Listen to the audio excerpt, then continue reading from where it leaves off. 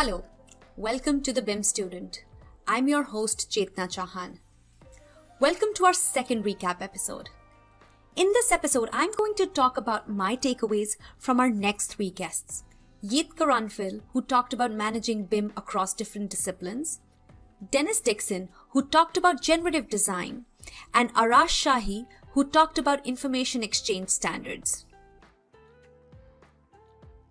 Let's start with my takeaways from Yigit's interview. As a BIM manager or design technology manager, you really need to have at least a basic understanding of what the person on the other side of the table is trying to achieve. And a lot of times the conflicts are basically because of people having different stakes. Number one, if you're managing BIM for more than one discipline, you must understand what each discipline is trying to achieve. It is okay if you don't fully understand how one discipline is designing their part, but it is of utmost importance to understand their design intent. Being flexible and actually always looking out for the next big thing and always looking for new software is part of the job, actually. Okay. I don't think I've spent like 6 months without learning a new software. Like even if it's like a tiny tool that's like an add-in or like a small thing. I don't think there's been like 6 months in my career where I have not learned a new tool. Number two, learn to work with data management, understand the basics of programming, and be nimble in learning a new software. Like it or not, if you think you want to be a good BIM manager, you have to get comfortable with change and adoption of new technology. Staying abreast with the latest developments in technology is an essential skill. Our next guest was Dixon. He talked about generative design and harnessing the power of data. Generative design is all about options. It's being able to hone down and sharpen something to the most even point that it can by using hundreds, if not thousands of iterations of a solution to find the best fit for the client. So generative design is essentially an option management technique to create the best result. The first takeaway that I had from his talk was a very concise and a very precise definition of generative design. So what is generative design? It is an option management technique to create best possible solution from the hundreds of iterations of a design problem. Or for that matter, any problem that you face in your design and construction process. But the reality of generative design is the fact that it is customized to every experience. So there's a lot of work that goes up front to generating this, and there's a lot of work that involves the information behind it. So you have to build up a strategy and a database of all of the variables that you need for your project. And that it requires a very, very studious process of storyboarding.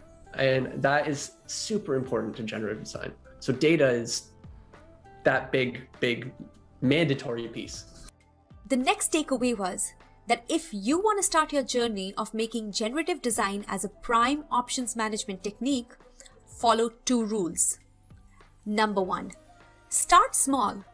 Start with small, easily attainable, simple tasks. The variables can get overwhelming very soon if you don't carefully consider the scale of your task.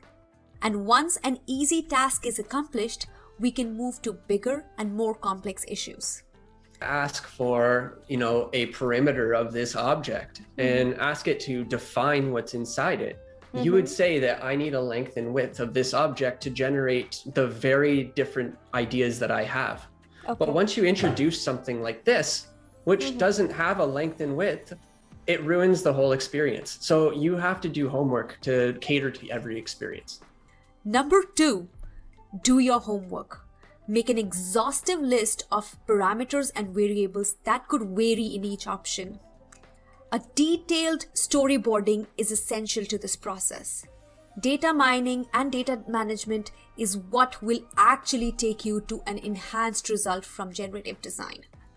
There are more cool lessons that I learned from this discussion, but keeping in mind the time constraint, I will move on. our next guest was Arash Shahi. We talked to him about the importance of robust information exchange strategy and how BIM can help regulate that. We do want the government to catch up to our private sector. In all other jurisdictions internationally, BIM mandates are coming from the top. Canada right now is the only G7 country without a national BIM mandate.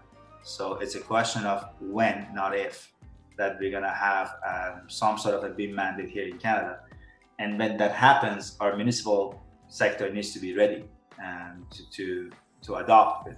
So what we've been asking our municipal partners is that now that you're going digital, now that you're letting go of paper and adopting digital tools, let's think 5 years ahead so that in 5 years, your systems won't be obsolete and out of date. And the way you can protect that is by adopting BIM, being able to accept BIM into the municipal space. The challenge is that for all these 444 municipalities in Ontario alone, it would be a very difficult undertaking to build up BIM capabilities at the municipal space. So what we're proposing, we're working with Building Smart Canada, and we're inviting some other national players to basically develop a BIM standard for BIM submission to municipalities. The one very important takeaway that I have from this discussion is that in Canada, AEC industry is way ahead of government sectors in terms of BIM adoption. And it's a good thing. It's only a matter of time when we will have a national BIM mandate. So that when one side, industry might not have too many challenges abiding to that BIM standard, a national BIM mandate, our municipalities will have to catch up fast in that process. So creating a translation or a standard for data exchange and information management is the only way to expedite this process and help municipalities catch up soon. Another silver lining that this discussion showed me was that COVID has opened everybody's minds in terms of technology adoption. Cloud computing and cloud collaboration is not an alien concept anymore. Our municipal and government licensing authorities are now ready to embrace the innovation in technology. And it can be much more effective now than it was a year and a half ago. So as an industry, we have to come up with solutions that can expedite this process. All these discussions have opened up my mind in a huge way.